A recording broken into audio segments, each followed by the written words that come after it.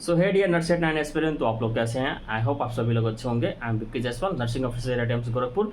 तो in this video we will talk about कि for the NORCET 9 mains from now कैसे पढ़ें, कि अब 10-12 दिन बच गए हैं फॉर द नर्सेट 9 मेंस। ठीक है, इन 10-12 दिन को मैं कैसे बिताऊं कि मेरा इफ़ नर्सेट 9 प्री क्वालिफाई हो जाता है तो मैं नर्सेट मेंस में भी क्वालिफाई हो जाऊं, क्योंकि आप लोग जानते हैं कि एट लास्ट जो नर्सेट मेंस क्वालिफाई करेगा वही विनर रहेगा। नर्सेट pre is nothing.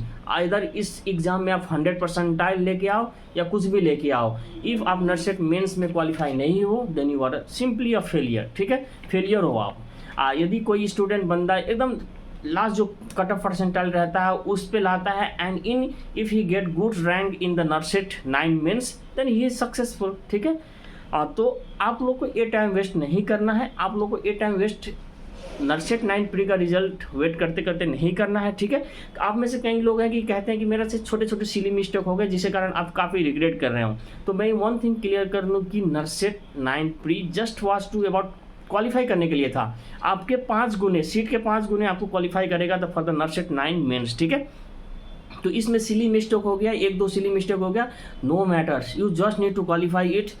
Rank NORCET mains में लाना है। वहाँ पे 1-2 सिली मिस्टेक होगा, 3 सिली मिस्टेक होगा तो आपका रैंक काफ़ी पीछे चल जाएगा, वहाँ पे रिग्रेट करने वाली बात है। But this NORCET 9 pre is nothing. आपको जस्ट क्वालिफाई करना था इसमें, बस लास्ट कट ऑफ परसेंटाइल लाइए, क्वालिफाई हो जाइए। जो भी pre expected cut off video था मैं ऑलरेडी अपलोड कर चुका हूँ, आप जाकर देख सकते हैं। यदि उससे ज़्यादा आ रहा है तो आपका सिली मिस्टेक 1-2-3 हो गया, कोई दिक्कत नहीं है। आप नर्सेट 9 मेंस के लिए लग जाए तो सिली मिस्टेक जो भी पूछ रहे थे कि मेरा 1-2 सिली मिस्टेक हो गया, काफ़ी रिग्रेट हो रहा है, काफ़ी टेंशन में, तो you don't need to be intense. ठीक है, उसके बाद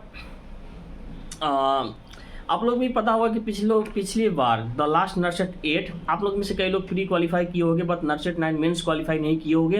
तो एट लास्ट आप क्या थे, विनर या लूजर? आप ऑफकोर्स लूजर थे। सो नर्सेट 9 मेंस मैटर्स। ठीक है, मेन इज नर्सेट 9 मेन। प्री को जस्ट क्वालिफाई करना था। आप सभी लोग 18,600-500 लोग क्वालिफाई हो रहे हैं, 72,000 ऐसे लोग अटेंड करते हैं। ठीक है, अब जब प्री का रिजल्ट आएगा आप लोग देख सकते हैं कि 72,000-74,000 लोग अटेम्प्ट किए होंगे एंड एमंग देम 18,600 लोग क्वालिफाई होगा।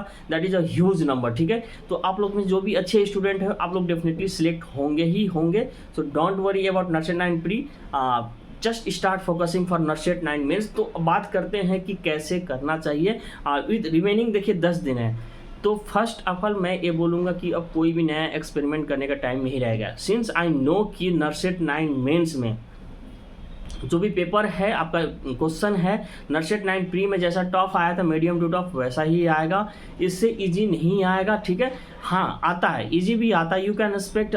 ऐसा नहीं कि मेंस है तो प्री से हार्ड आना कंपलसरी है, ऐसा नहीं है। नर्सेट 6 मैंने दिया था, नर्सेट 6 प्री देख लीजिएगा पेपर आप, it was tougher than NORCET 6 mains. ठीक है, तो मेंस में इजी आ सकता है मगर उतना इजी नहीं आएगा, सिनेरियो बेस्ड आएगा जैसे प्री में आया था। You can expect same to same 90% question वैसे मीडियम टू टफ ही रहेगा, उतना ज़्यादा टफ भी नहीं रहेगा, सिनेरियो बेस्ड रहेगा क्वेश्चन इन नर्सेट 9 मेंस, जैसा प्री में था वैसा। ठीक है, कुछ ज़्यादा ही ईजी नहीं आएगा, मगर ये नहीं है कि हाँ नर्सेट प्री में ही इतना हार्ड आ गया तो मेंस तो और ज़्यादा हार्ड आना चाहिए, ऐसा नहीं है। इक्विवेलेंट क्वेश्चन आएगा। ठीक है, सेम टू सेम, उतना ditto same content level, difficulty level उतना ही रहेगा जितना प्री में था। ठीक है, इस इजी भी आ सकता है, थोड़ा सा हार्ड भी आ सकता है, एम्स है, कुछ भी कर सकता है। ठीक है, सो प्रिपरेशन अब यही है, मैं फर्स्ट स्टडी यही कहूँगा कि आपको कोई भी चीज़ नया ट्राई नहीं करना है। एक ही हम नया बुक ले लिया, पूरा कभी टॉच किया नहीं था अभी तक 6 महीने से, एंड नाउ अब कोई साउंडर्स का जैसे प्री में देख रहे थे कि आप साउंडर्स से काफ़ी सारे क्वेश्चन आ गए तो मैं वो सॉल्व करने लगा। नहीं, नया किताब टॉच नहीं करना है। And what you can do is कि आप लोग कोचिंग से ज़्यादा क्वेश्चन सॉल्व करें, कि ज़्यादा से ज़्यादा टाइम अपना कोचिंग का जो भी है, जैसे टीएनसी का ये सब टेस्ट वगैरह है वो सब ज़्यादा से ज़्यादा दे। आप लोग ज़्यादा से ज़्यादा टाइम टेस्ट में दे अपना, ताकि आप लोग को वहाँ से काफ़ी सारे क्वेश्चन आ भी सकते हैं। एकदम पूरी से उठ के नहीं आएगा, 100 में 160 में आपका 10 क्वेश्चन आ जा रहे हैं तो that is not a big deal, क्योंकि कोचिंग वाले सारा सिलेबस समेट के 10 से 15 क्वेश्चन ला दे रहे हैं तो that is not a big deal. ठीक है, आपको सिर्फ 10 से 15 क्वेश्चन नहीं करना, आपको आउट ऑफ 160 आपको ज़्यादा से ज़्यादा क्वेश्चन करना है। ठीक है, सो नरसेट 9 मेंस के लिए मैं यही बोलूँगा कि कोई भी नया एक्सपेरिमेंट नहीं करना है। जैसे अभी तक नरसेट 9 प्री के लिए एक कंटिन्यूटी बनाया थी अपनी प्रिपरेशन में, वैसे बनाए रखना है, फ्लो बनाए रखना है, फ्लो को अपने नहीं तोड़ना है। You don't waste time this 5-6 days waiting for NORCET 9 pre. पढ़ते रहो, जो पढ़ रहे थे उसी को रिवाइज करो, और ज़्यादा क्वेश्चन करो, और ज़्यादा टेस्ट सीरीज अटेम्प्ट करो, ठीक है। This should be strategy in this 12-13 days, ठीक है। आप कोई नया कोई नया किताब परचेज नहीं करोगे, कोई कुछ नया पढ़ना है। नॉन नर्सिंग अब KGMU SGPGI के लिए नहीं पढ़ना है। KGMU SGPGI के नर्सिंग मेंस के बाद देखेंगे। अभी फिलहाल RML भी इसी महीने होने वाला है, तो उसमें नॉन नर्सिंग आएगा नहीं आएगा बहुत सारे डिलेमा है। मेरे अकॉर्डिंग नॉन नर्सिंग नहीं आना चाहिए, ठीक है। आएगा नहीं आएगा डोंट मैरी, आप नॉन नर्सिंग नहीं पढ़ोगे, जस्ट आप नर्सिंग पढ़ोगे। नर्सिंग में जो भी नोट्स बनाए हो आप उसको रिवाइज करोगे। जो भी टिक मारे थे नरसेट 9 प्री से आप एकदम 100% तैयारी होकर गए होंगे कि जो भी टिक मारे थे नरसेट 9 प्री में जो कन्फ्यूजन था आप उसको रिवाइज करें, ठीक है। बार बार रिविजन करें, ज़्यादा से ज़्यादा रिविजन करें, कोई भी नया टॉपिक ना उठाए, नया किताब टॉच करें। जितना सॉल्व कर लिए थे कर लिए, अब 10-12 दिन में कोई भी कुछ नया नहीं कर सकते, ठीक है। मैराथन क्लासेस ये सब देखें, टेस्ट सीरीज ज़्यादा अटेम्प्ट करें। ऐसे स्ट्रेटेजी है for the NORCET 9 mains. The most important strategy है कि आपको टाइम वेस्ट नहीं करना है waiting for the NORCET 9 pre result, ठीक है। और कुछ भी नया ट्राई नहीं करना है। जैसे कंटिन्यूटी आप नरसेट 9 प्री के लिए बनाए थे सेम उसी फ्लो में जाइए, उसी वही मतलब टाइम टेबल रखिए, सब कुछ वही रखिए। समझिए कि आपका नरसेट 9 प्री एक एग्जाम नहीं था, जस्ट एक गेट था जिसको खोल दिया, मेन गेट आने वाला है। उस मेन गेट को खोलेंगे तभी आपको एम्स का सीट मिलेगा, नहीं तो आपके जैसे हर साल कितने लोग प्री क्वालिफाई करते हैं मेंस में रह जाते हैं। इट डजंट मैटर, सबसे ज़्यादा इम्पोर्टेंट तो मेंस क्वालिफाई करना ही है।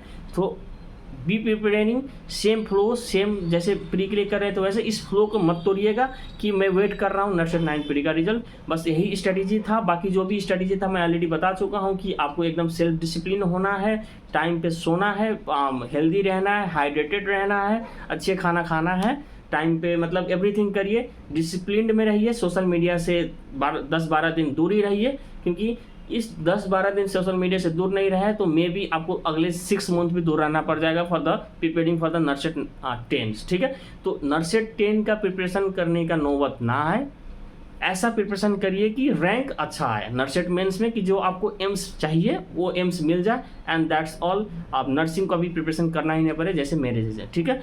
मैं लिटरली कह रहा हूँ कि मैं मई 7, 2024 के बाद मैं नर्सिंग का कभी किताब टॉच किया ही नहीं, क्योंकि मेरे को ज़रूरत ही नहीं पड़ा। मेरे को जो चाहिए था वो मेरे को फर्स्ट अटेम्प्ट में मिल गया। उसके बाद मैं कभी ना नरसेट दिया, कोई भी एग्ज़ाम देता हूँ जो ऑलरेडी फॉर्म भर चुके थे। जैसे RML दूर था, सेंटर नहीं दिया था, ESIC का ऑलरेडी भर चुका था, DSSB का भर चुका था, इवन DSSB नहीं गया क्योंकि दूर जो यहीं पास में गोरखपुर में पड़ जाता है। मैं उसको जस्ट ऐसे अटेम्प्ट करके ऐसे चले जाता हूँ, बैठ के आ जाता हूँ, ठीक है।